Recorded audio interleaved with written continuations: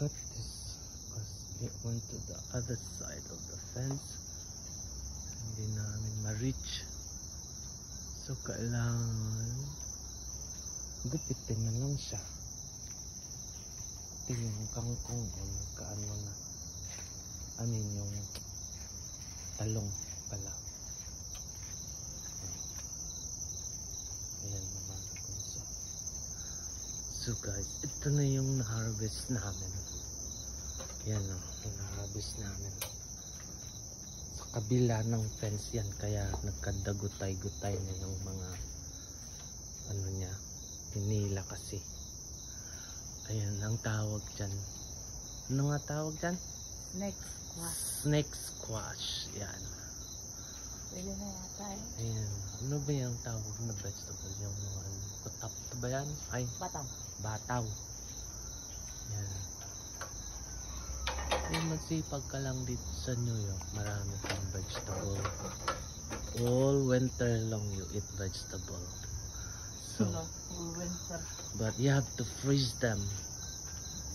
Kailangan i-freeze mo sila, ilagay mo sa freezer para pag tapos na yung summer, may vegetable ka ng winter. Ayan. Kaya every summer nagtatanim si Mrs. You know. Ako'y assistant lang niya. Hindi naman talaga ko pala tanim. Siya lang yung nagtatanim. Nag-a-assist lang ako ng ano niya, kung kailangan niya ng assistance.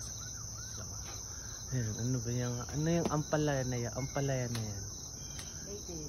Yan ang sinasabing native ampalaya. Alam mo, parang Pilipinas yata yan. Ano, bubunga pa yan. Kasi yung summer malapit na mag-end by September, end of September. By end of September, itong mga vegetable na ito mawawala na. Tapos itong mga dahon ng ampalaya, tatalbusan namin yan. Tapos yung talbos niyan, i-freeze namin, vacuum, tapos i-freeze. Vacuum seal tawag doon. Yung mga anong ampalaya. The same thing sa labuyo, sa sili. Yan o. Yan yung mga sili o. So yung mga dahon din yan, i-vacuum seal din yan para i-freeze namin. Para kung kailangan namin ihalo sa tinulang manok, yun, ihalo namin. O at least during winter, hindi na kami mag-aano ng mga dahon kung saan ng alam mo na. Nasaan yung malunggay? So, wala na, kalbo. Ay, Inalbo na. yung malunggay, nakalbo na pala. Ito, sili ah. Yung pula. Labuyo. Kalbo. Oh, ito yung ano namin, oh. Kalamansi. Kalamansi. Ilang years ng kalamansi yan. Pag winter, nasa loob ng kwarto yan. Nakakwarto yan. Pag summer, nakalabas yan. Yan, oh. Maano yan. Yung sili na yan. Maanghang yan. Yan, guys. Yan. Ito pa, kutakto pa yan. Oh, ang daming bunga, oh. Saan ba masarap iluto yan? I mean bataw pala. Sa luto yan, masarap lutuin yan sa dinengding.